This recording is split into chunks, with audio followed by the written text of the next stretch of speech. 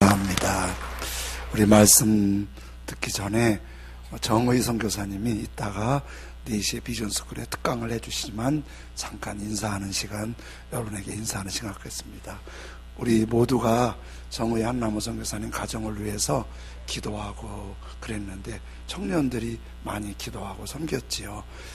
정의선 한나무 선교사님이 거기 터키에서 아이를 낳았어요. 그래서 좀 늦게 낳았는데 아버님이 장로님이고 어머님이 권사님인데 아기는 한국에 와서 낳지 그러는데 그냥 선교지에서 낳겠다고. 여러 가지 어렵지만은 거기서 낳고 벌써 4살이라고 그랬어요? 5살이요? 5살. 거긴 터키는 6살이면 학교 들어가서 안식년 지나면 터키에서 학교 들어갈 수 있을 것 같아요. 우리 선교사님 잠깐 나오셔서 인사해 주시죠. 청년회에서 인사해 주시고요. 네, 우리 박수로 한번 감사합니다. 나와서 감사합니다. 박수로. 네, 감사합니다. 네. 다른 청년들은 전부 다 봉사하느라고 인사해 주시죠.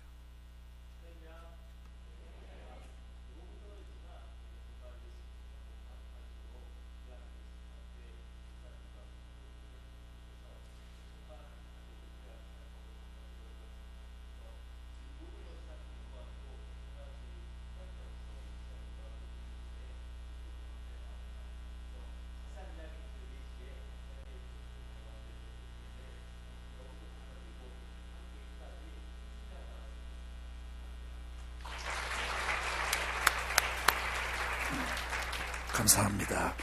우리 주보에 있는 말씀 한 번만 읽겠습니다. 창세기 39장 20절부터 똑같이 시작. 창세기 39장 20절. 이에 요셉의 주인이 그를 잡아오게 가두니 그 옥은 왕의 제수를 가두는 곳이었더라. 창세기 41장 40절. 바로가 또 요셉에게 이르되 내가 너를 애굽 온 땅에 총리가 되게 하노라 하고, 창세기 45장 5절. 당신들이 나를 이곳에 팔았다고 해서 근심하지 마소서, 한탄하지 마소서.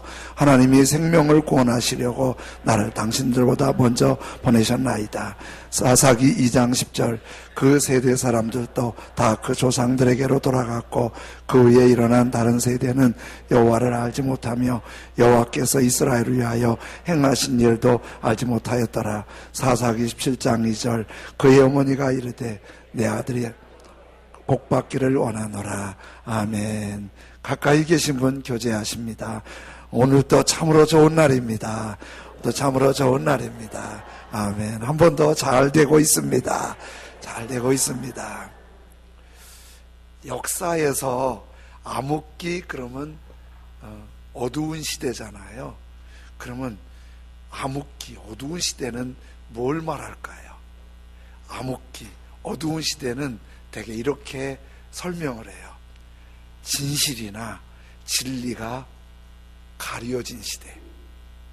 그 진실이나 진리가 가려지면, 어떤 권력이나 어떤 세력에 의해서 가려지면 공평한 복을 받아야 되는데 일반 사람들이 굉장히 어렵고 고통을 당하게 되지요. 유럽의 중세시대를 암흑기라고 그렇게 불러요. 그 유럽 중세시대가 암흑기인 거는 권력화된 종교나 권력이 진실이나 진리를 자꾸 가려워요. 그리고 권력자들이나 혜택을 누리는 사람만 누리고 많은 사람들이 힘들게 만드는 거예요. 그래서 유럽 중세시대는 철학도 문학도 과학도 퇴보하고 보통 사람들의 삶은 그 삶의 질이 형편없이 어려운 시대가 되지요. 성경에서는 사사시대를 암흑기, 어두운 시대라고 그래요. 왜 사사시대를 암흑기, 어두운 시대라고 그러냐면 이스라엘 백성들, 하나님의 백성들이 예배의 열정도 식고 믿음도 떨어지는 거예요. 그러다 보니까 진리의 말씀인 하나님의 말씀은 뒷전에 두고 세상적이고 인간적이고 육체적인 것에 빠져버리게 되죠. 그렇게 되니까 사사시대는 진리의 말씀을 따르지 않고 세상적으로 살다 보니까 삶이 하나님의 진노 아래 사사시대 억압과 고통을 많이 당하는 게, 반복하는 게 사사시대예요. 그래서 사사시대 때는 이스라엘 주변 국가의 공격을 받아서 이스라엘 백성들이 도망가서 조상 쪽부터 약속된 땅인데 거기서 쫓겨나서 움막이나 동굴에 숨어 살고, 또 어떤 때는 주변 나라에서 쳐들어와서 양식을 싹쓸이로 빼앗아 가는데 심지어는 내년 봄에 뿌릴 씨앗까지 다 뺏어가서 극심한 고난에 굶주림에 시달리는 때가 사사시대였어요. 그러다 보니까 사사시대는 어둡고 캄캄하고 혼란이 있고 힘들고 어려웠던 시대예요. 그래서 사사기를 관심 있게 읽어보면 성경에 왜 이런 말씀이 있지? 이건 성경에 기록해야 할 말씀인가? 이런 생각이 들 만한 얘기들이 사사기에 있어요. 사사기는요, 아브라함부터 시작된 믿음의 조상 아브라함부터 시작된 족장시대와 사울왕부터 시작된 왕정시대의 다리옥화를 하는 게 사사시대라고 지난주에 설명을 드렸어요. 그런데 이 사사시대가 영적인 암흑기라는 거를 사사기 맨 끝에 21장 25절에 이렇게 설명해 주고 있어요. 그때에 이스라엘에 왕이 없으므로 사람이 각기 자기 소견에 옳은 대로 행하였더라. 그러니까 지도자가 없으니까 제대로 배우지도 못하고 뭐가 옳고 그른지 모르고 내가 옳다 하면은 내 마음대로 사는 거예요. 그 진리가 없고 가려진 거예요. 그런데 저기 왕이 없다는 아주 특별한 표현은, 깊이 담겨있는 표현은, 왕이 누구냐면 진짜 왕이신 하나님이 없어요. 하나님도 잊어버리고 말씀도 잊어버리고 진리도 잊어버리니까 이해 안 되는 자기 생각대로 하나님을 믿는 거예요. 그 중에 사사기 13장부터 18장까지는 세 사람의 주인공이 등장해요. 한 사람은 우리 귀에 익숙한 삼손이라는 사사예요. 그리고 두 사람은 조금 낯설은데 한 사람은 미가고 한 사람은 이름이 밝혀지지 않은 어느 레위인이에요. 그런데 이 미가에 관한 얘기를 성경에서 보면서 어버이 주일 말씀을 들으려고 하는데요, 이 미가 어머니가, 어머니 이름은 나오지 않았는데 돈을 잊어버렸어요. 돈을 얼마를 잊어버렸냐면 성경에 은 1,100을 잃어버렸대요. 그러면 은 1,100이 얼마인지 잘 모르잖아요. 이렇게 하면 좀 설명이 될까요? 구약 때부터, 요셉 때부터 노예 한 사람의 값이 은 30이었어요. 근데 요셉은 은 20이었는데 은 30은 굉장히 건장하고 일 잘하는 노예가 은 30이에요. 그러면 은 1,100이면은 노예를 30에서 40명 살 수 있는 거예요. 적은 돈이 아니라는 거 알겠죠? 굉장히 많은 돈이에요. 이거를 다른 쪽으로 계산을 해볼게요. 은 하나는 보통 사람들의 한 달, 한 가정 생활비래요. 그러니까 보통 가정의 한 달 생활비 300만 원이라고 추산을 하면 은 1,100은 한 3억에서 4억 정도예요. 3억 정도 잊어버렸어요. 그러면 여러분 그러겠죠? 까짓거 뭐 또 벌면 되지? 그러신 분 있으세요? 어떤 분은요, 돈을 몇백만 원 잃어버리고 몇 달을 울었대요. 그래서 돈 귀하잖아요. 근데 은 3, 4억을 잊어버린 거예요. 얼마나 황당하고 속상하고 네가 엄마가 화가 났겠어요. 하나님을 알긴 하니까 막 울면서 기도도 했어요. 뭐라고 기도했냐면 그 훔쳐간 놈 저주해서 아주 다리 몽댕이가 부러지든지 돈을 돌려지. 이거 제가 그냥 의역한 거예요. 입에 담지 못할, 기도하는 것 같고 성이 안 자니까 사람들 만나는 사람마다 막 집안에서도 그 놈의 한 거예요. 잘 모르는 사람 만나도 어떤 놈인지 모르지만 막 그러면서 막 저주를 한 거예요. 근데 나중에 알고 보니까 그걸 훔쳐간 놈이 아들이에요. 아들이 그걸 훔쳐간 거예요. 그걸 어떻게 알았냐면 엄마가 하도 저주를 하니까.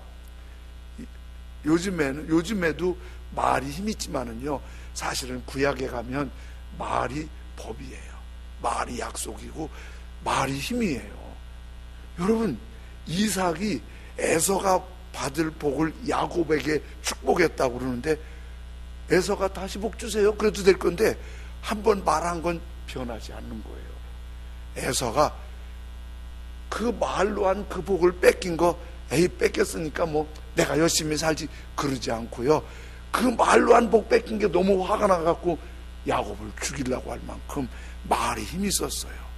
그 엄마가 막 저주를 하는데 미가가 그 저주를 보다가 갑자기 겁이 난 거야. 그 저주가 자기한테 올 것 같아서. 이거 너무 겁이 나. 이거 내가 저주받게 생겼다고. 그러니까 덜덜덜덜 떨면서 엄마, 지가 가지고 있어요. 그리고 등 내놓고 엄마한테 용서를 구한 거예요. 여러분, 우리 말이 굉장히 힘 있잖아요. 지금도. 그래서 우리 한국에선 뭐라고 그래요? 말이 씨가 된다고. 우리가 말한 게 싹이 나고 꽃이 피어서 결과가 나온다는 거예요. 그러니까 우리가 말 진짜 조심해야 돼요. 말 진짜 조심해야 돼요. 내가 말한 거 누가 가장 먼저 듣냐면 내가 들어요. 그 말에 담긴 감정까지도 자기는 정확하게 알아요.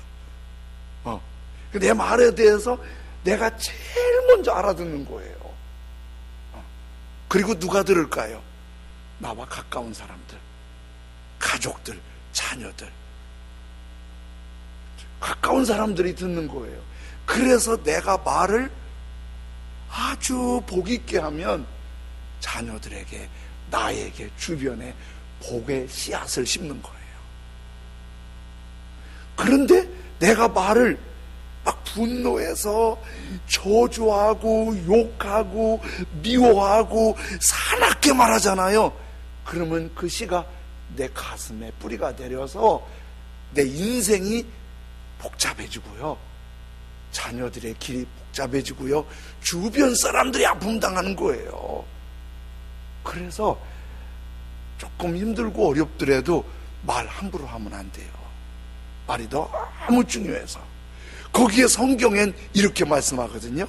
민수기 14장 28절에 그들에게 이르기를, 이스라엘 백성들에게 말하기를, 여호와 하나님의 말씀에 내 삶 하나님의 살아계심을 두고 맹세하노니 너희 말이, 우리가 한 말이 내 귀 하나님께 들린 대로 내가 하나님이 너희에게 행하리니.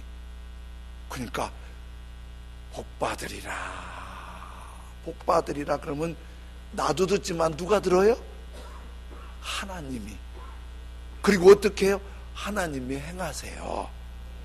죽겠네, 죽겠네, 미치겠네. 누가 들어요? 내가 들어.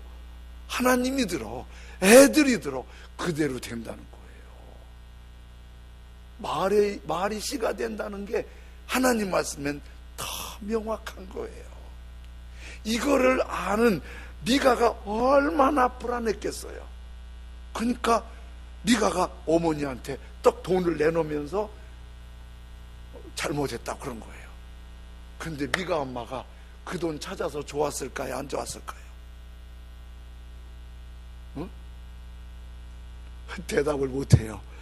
그 돈 찾아서 좋았을까요? 안 좋았을까요? 속으로 대답하세요. 그 돈을 딱 찾고 났는데 아들이 딱 가지고 오니까 가슴이 덜컹한 거예요. 누구를 저주한 거예요? 어메, 그 사랑하는 아들을 입에 담지 못할 저주를 했으니 이걸 어떻게 하면 좋아? 이걸 어떻게 풀어야 되겠어? 그래서 엄마가 갑자기 그 돈 찾아서 좋은 게 아니라 아들 저주와 함께 너무 불안한 거예요. 그래서 그 돈을 어떻게 쓸까 생각하지 않고 이 저주를 어떻게 씻는 방법을 좀 찾아낸 거예요. 이게 성경적이긴 아닌데 자기 소견에 좋은 대로 한다고 그랬죠. 어떻게 하냐면 그 돈을 갖고 아주 복이 될 만한 신상을 만들어. 저 태국에는 뭐 사파이어로 만든 불상이 있다는데 또 어디에는 금으로 만든 불상이 있다는데 대단하고 비싸대요. 그러니까 이 미가 엄마도 그렇게 만들어 놓은 거예요. 그리고 나도 돈이 남는 거예요. 그래갖고 어떻게 하냐면 제사장은 레위 지파잖아요. 레위 지파를 한번 초청을 해갖고 자기 개인 집에 목사님을 월급을 들여서 모시는 거예요. 그리고 뭐 하냐면 월급 많이 드릴 테니까 밤낮 우리 아들 축복해 주라고 의상을 만들어 놓고 밤낮 우리 아들 축복해 주라고 그렇게 얘기를 하는 거예요. 그게 뭐냐면 이 얘기가 너무 성경적이지 않은데 성경에 있으니까 이 얘기를 설명하기 위해서 21장 25절에 있는 말씀을 17장 6절에 다시 기록해 놔요. 17장 6절에 그때에 이스라엘에 왕이 없으므로 빨간 것이 똑같이 시작. 그러니까 자기 생각에 좋은 대로 이렇게 하면 복 받겠지, 이렇게 하면 잘 되겠지. 그러니까 우리가 성경 모르고 예수님 모를 때는 내 생각에 이렇게 하면 복 받을 거야, 이렇게 하면 잘 될 거야, 이게 사사시대의 생각이에요. 그래서 이런 얘기를 통해서 오늘 우리에게 두 가지를 말씀해 주시는데요. 한 가지는 이렇게요. 미가의 아버지가 누군지는 잘 모르겠어요. 아버지 얘기는 없으니까. 그런데 미가를 보니까 그 집안이 하나님을 모르는 집안이 아니에요. 미가야. 발음이 다를 뿐이지 같은 이름이거든요. 미가야. 이게 뭔 뜻인지 아세요? 이름이? 그 이름이 이런 뜻이에요. 감히 누가 하나님과 같으리요? 미가야. 그래. 감히 누가 하나님과 같으리요? 그러니까 미가 이름 자체가 하나님이 대단히 크시니 우리 하나님을 찬송합니다, 하나님을 높여드립니다, 그런 뜻이 미가예요. 그러면 미가 아버지가 미가 이름 지을 때 굉장히 믿음으로 지은 이름이잖아요. 하나님을 알기는 아는데 문제는 뭐예요? 하나님이 좋아하시는 방법대로 하지 않고 빨간 것이 사람이 각기 자기 생각에 옳은 대로 행하는 거예요. 그러니까 무속적이나 우상숭배하는 사람들은 다 자기 좋은 대로 해요. 자기 좋은 대로. 그런데 예수님 믿는 사람들은 자기 판단에 옳은 대로 하는 게 아니라 하나님이 주신 진리 말씀, 이 성경 말씀을 따라서 하나님의 인도를 받고 하나님의 기뻐하시는 대로 생활을 해야 되는데 자기 좋은 대로 하는 거예요. 그런데 사람이 자기 생각에 옳은 대로 행하면 어떻게 될까요? 이게 하나님이 좋아하는 게 아니라 인간적이고 세상적이고 이기적인 생각이 될 수 있는 거예요. 이거는 성숙한 신앙이 아니에요. 성숙한 신앙은 뭐예요? 성숙한 신앙은 로마서 12장 2절에 이렇게 말씀하세요. 너희는 이 세대를 본받지 말고, 다른 사람이 그렇게 하니까 나도 그렇게 해도 괜찮아. 그 사람들 술 먹고 즐기는데 우리도 좀 먹고 즐기지 뭐. 그 사람들 슬쩍슬쩍 해 먹는데 우리도 해 먹지 뭐. 이렇게 이 세대 사람들이 사는 대로 살지 말고 오직 마음을 새롭게 함으로 변화를 받아서, 빨간 것이 같이요. 시작. 하나님의 선하시고 기뻐하시고 온전하신 뜻이 무엇인지 분별하도록 해라. 이게 성숙한 믿음이에요. 여러분, 우리 모두가 이런 믿음이 되길 원합니다. 그런데 우리 아멘을 하지만 또 솔직히 펼쳐놓으면, 여러분, 하나님의 선하시고 기뻐하시고 온전하신 뜻대로 저는 그렇게 살고 있습니다. 여기에는 아멘이 안 나오잖아요. 이 말만 하면은 오래 신앙생활한 분도, 심지어 목사인 나도 좀 걸리는 거예요. 아니, 좀 걸리는 게 아니라 엄청 걸려요. 우리 성숙하지 못한 거예요. 그치만은 계속 말씀을 읽고 듣고 생각하고 하나님이 뭘 원하시는지 한 걸음 한 걸음 찾아가면서 성숙의 길로 나아가야 할 줄로 믿습니다. 미가의 믿음이 아직은 성숙하지 않은 믿음이지만은, 그 어머니의 믿음이 아직은 성숙하지 않은 믿음이지만은, 그래도 그 안에 하나님이 있으니까 미가가 그 돈 어머니 거 슬쩍 해갖고 좀 쓰고 싶은데 멋지게 쓰고 싶다 이렇게 생각을 했는데, 그래도 하나님이 생각이 나니까 무서워서 쓸 수가 없는 거예요. 우리가 성숙하진 못하지만 하나님 내 안에 계시면 하나님 두려운 줄 알아서 미가가 돌이키는 게 있잖아요. 우리 자녀들이 믿음이 많이 안 자라서 걱정스러운 거 있잖아요. 너무 걱정하지 마세요. 하나님 두려운 줄만 알아도 돌이킬 때가 올 것입니다. 회복될 때가 올 것입니다. 지난 주간에 장로교 목사님하고 같이 밥 먹는데 그분이 그러는 거예요. 중학교 졸업하고 졸업 시즌에 광주에서 광주일고 시험 봤는데 광주일고에 장학생으로 합격했대요. 그 얼만큼 공부 잘하는지 잘 모르지요. 광주일고 굉장히 유명한 학교예요. 그 지역에서는 아주 탁월한 빼어난 학교고, 지금에는 정부 요직이 거기 출신이 상당히 많아요. 그럴 만큼이에요. 거기 장학생으로 합격했어요. 근데 합격해놨는데 아버지가 갑자기 돌아가셨어요. 이 목사님이 얘기해요. 너무 실망해갖고 학교 안 들어가고 중학생이 매일 술 먹었대요. 중학생이 술 먹고 일어나 보면 하우스고, 술 먹고 일어나 보면 술집이고 친구집이고 그랬대요. 그렇게 망가졌대요. 마을에서 가장 칭찬받던 사람이 가장 문제덩어리가 되겠대. 아버지 돌아가시고. 근데 아무도 그를 잡아줄 수 없는데 그 하나에 하나님이 계셨어요. 하나님이 그 사람을 움직이니까 지금은 얼굴 보면 언제 그랬냐고 싶을 만큼 아주 변화된 존경받는 목사님이 되셨어요. 여러분, 하나님은 우리를 이렇게 새롭게 변화시키는 줄로 믿습니다. 미가의 믿음이 아직 성숙하지 못해도 하나씩 돌아가는 게 있어요. 이런 은혜가 하나님의 선하시고 기뻐하시고 온전하신 뜻으로 한 걸음 한 걸음 변해서 성숙한 믿음이 우리 모두가 되기를 원합니다. 그런데요, 한 가지 더는 이 미가의 어머니가 어떻게 부자 됐는지 모르겠어요. 그걸 알았으면 우리도 배울 텐데. 3억을 잊어버릴 정도면 그게 전 재산이라도 요즘도 부자지요? 그렇잖아요.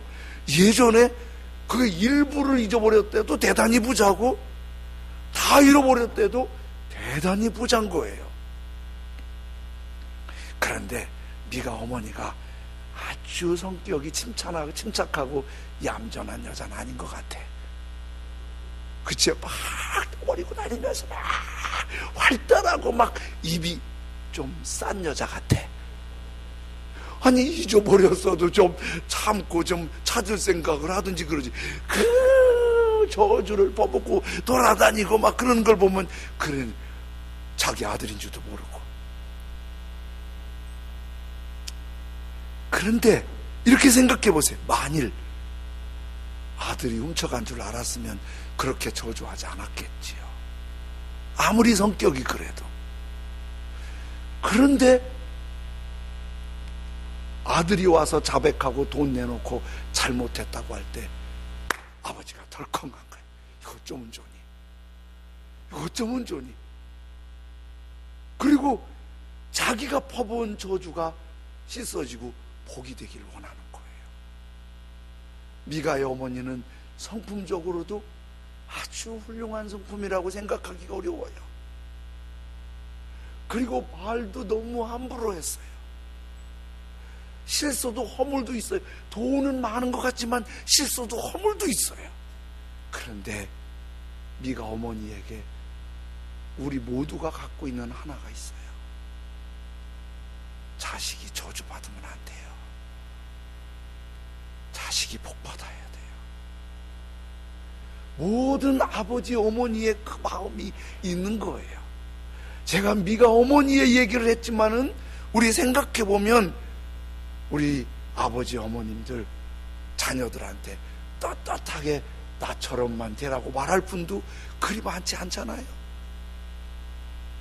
그러나 그런 허물, 약점, 실수 있지만은 부모님의 애틋한 한 가지는 자식 하나 잘 되면, 자식 하나 복 받으면, 내 몸 다 깨져도 자녀들이 잘 될 수 있다면 흔쾌히 갈 수 있는 게 아버지 어머니의 마음이잖아요. 한 간호사 수기를 읽었는데요, 그 간호사가 일찍 병원에 출근을 했는데 25살쯤 되는 애뜬 아가씨하고 그리고 머리가 희끗희끗한 어머니하고 둘이 왔는데 둘이 손을 꼭 잡고 있는 거예요. 문을 열면서 아직 시작 시간 안 됐어요. 어떻게 일찍 오셨어요? 그랬더니 제 알아요. 그런 거예요. 선생님도 아직 안 오셨어요. 네, 알아요. 기다릴게요.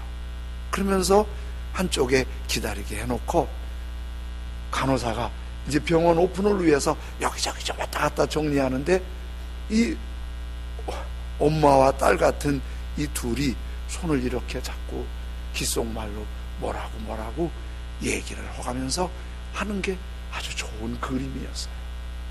다 정리하고 의사 선생님이 출근하셨어요. 그래서 들어오시라고. 그래서 엄마와 딸이 들어와서 의사 선생님 앞에 앉아있고 간호사는 옆에 서 있어요. 엄마가 딸의 손을 꼭 잡고 딸 손을 쓰다듬으면서 떨리는 목소리로 이렇게 말해요. 얘가 제 딸이에요. 옛날, 그러니까 초등학교 들어가기 전에 외갓집에 놀러 갔다가 농기구에 다쳐서 왼손 손가락 모두 잘렸어요. 다행히 네 손가락은 접합수술에 성공했지만은 네 번째 손가락 그것만은 그러질 못했네요. 다음 달에 우리 딸이 시집을 가게 됐어요. 사위될 녀석 그래도 괜찮다고 하지만 그래도 어디 그런가요? 그러면서 엄마도 딸도 눈시울이 붉어지면서 계속 이어가요. 이 못난 애미 보잘것도 없고 마음에 상처 많이 줬지만 그래도 결혼 반지 끼울 손가락 주고 싶은 게 이 못난 애미 바람이에요. 그래서 말인데 이 늙고 못생긴 손이지만 제 손가락으로 접합수술이 가능한지요.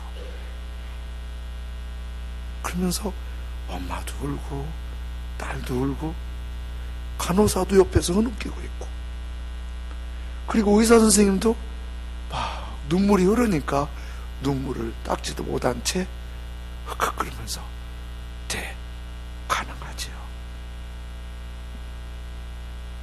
그럼요, 가능하지요.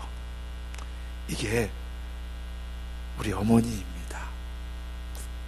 우리 어머님은 당신의 손가락을 잘라주시면서도 좋은 거 못 줘서 미안한 게 우리 어머니, 우리 아버지예요. 미가의 어머니는 돈을 잃어버린 홧김에 저주했지만은 실수한 아들이라도 그 아들이 혹 저주를 받을까 애가 타는 거예요. 우리 모두가 복받기를, 우리가 복받을 수 있다면 우리 아버지 어머니들은 당신의 재물을 삼고 싶은 거예요. 그래서 잠언에는 23장 25절에 이렇게 말씀하세요.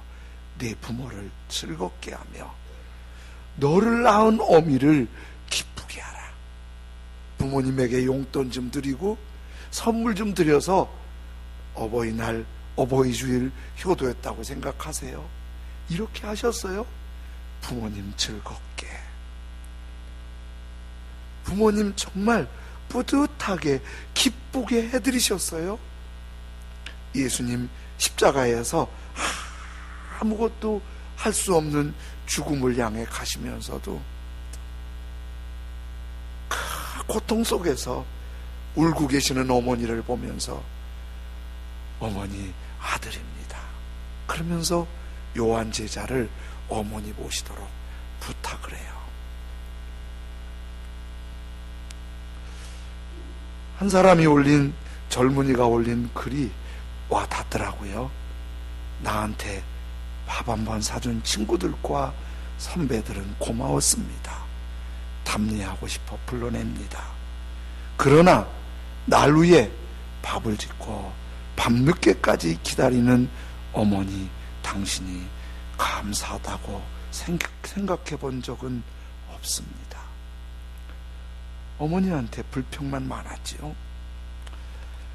친구와 애인에게 사소한 잘못 하나에도 미안하다고 사과하고 용서를 구했습니다. 그러나 어머니 당신에게 한 잘못은 셀 수 없이 많아도 용서를 구하지 않았습니다. 죄송합니다. 이제서야 알게 돼서 죄송합니다. 우린 아직도 그걸 모르고 있지는 않나 생각이 되더라고요. 내 부모를 즐겁게 하고 너 낳은 어머니를 기쁘게 하라. 우리 부모님인 모두가, 완벽한 부모님은 없지만은 그분의 사랑은 미가의 어머니고 또 손가락을 잘라주시는 어머니고 우리의 어머니세요. 그 부모님, 아버지 어머니를 잘 공경하면 하나님의 뜻이에요. 부모님 남은 생에 행복하세요. 우리 기쁘고 복받고 가문이 복받게 돼요. 우리 찬송 앞서 부른 579장 생각하면서 같이 찬송 한번 다시 부르겠습니다.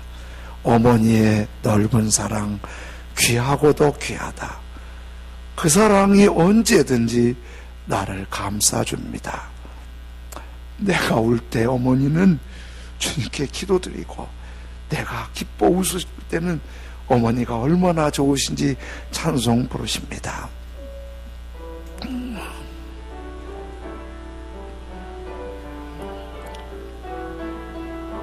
어머니의 넓은 사랑, 어머니의 넓은 사랑 귀하고도 귀하다. 그 사랑이 언제든지 나를 감싸줍니다. 우리 가슴에 손을 얹고 내가 울 때 어머니는 주께 기도드리. 하나님 감사합니다. 아버지 어머니 감사합니다. 즐겁게 해드리겠습니다. 기쁘게 해드리겠습니다. 아침 저녁 읽으시던 어머니의 성경책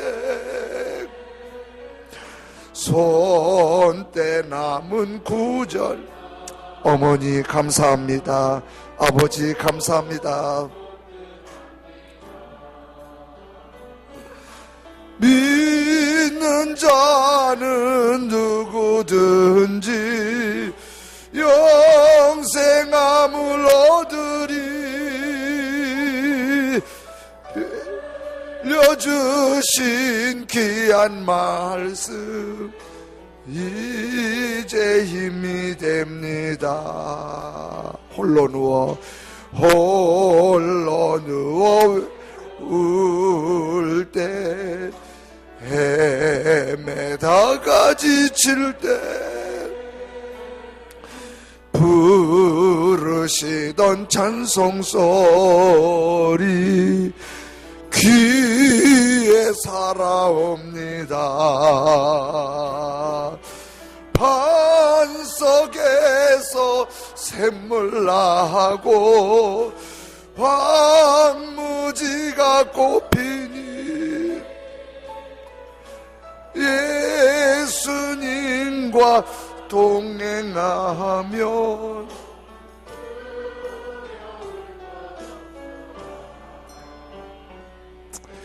우리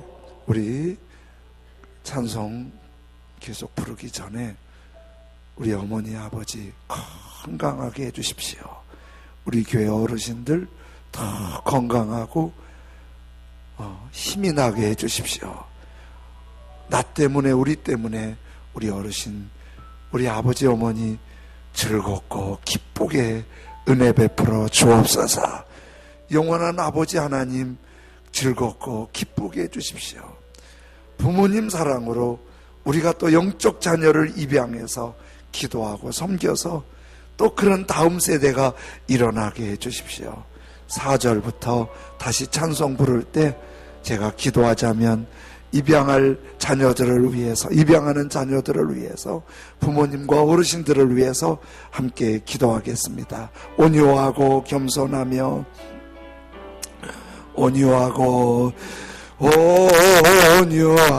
겸손하며 올바르고 굳세게 어머니의 뜻 받들어 보람있게 살리라. 풍파많은 세상에서 선한 싸움 싸우다 생명신에 흐르는 곳 길이 함께 살리. 어머니의 넓은 사랑, 어머니의 우리 부모님을 위해서, 우리 교회 어르신들을 위해서, 그리고 우리 자녀들을 위해서, 우리 영적인 자녀들을 위해서 함께 한 목소리로 기도합니다. 할렐루야. 하나님 아버지 감사합니다. 주님, 우리의 아버지 어머니를 기억해 주십시오. 주님의 은혜가 있어서 구원받고 기쁘고 즐겁게 하시고 우리가 우리 어머니 아버지를 기쁘고 즐겁게 해드리는 하나님의 사람으로 살아갈 수 있게 하여 주옵소서. 온 몸이 제물되어 우리를 길러주셨으니 우리도 온 맘 다해서 부모님 아버지 어머니를 살아계신 하나님 아버지를 즐겁게 해드리는 하나님의 사람으로 살 수 있게 하여 주옵소서. 주님, 우리가 하나님 아버지의 마음으로 영적인 자녀를 삼아서 거룩한 역사, 풍성한 역사 드러낼 수 있도록 전능하신 나의 아버지 하나님 은혜 베푸시고 붙드시고 주장하시길 기도합니다. 존귀하신 하나님 아버지 영광 받으시고 거룩한 역사를 나타내 주옵소서. 주님께서 붙드시고 은혜 베푸시길 원합니다. 존귀하신 하나님 아버지 은혜 베푸시고 승리케 하시며 아버지 영광이 가득하게 하여 주옵소서. 주님의 손길을 믿습니다. 은혜와 복을 내려 주시옵소서. 고맙습니다. 예수님의 이름으로 기도드립니다. 아멘.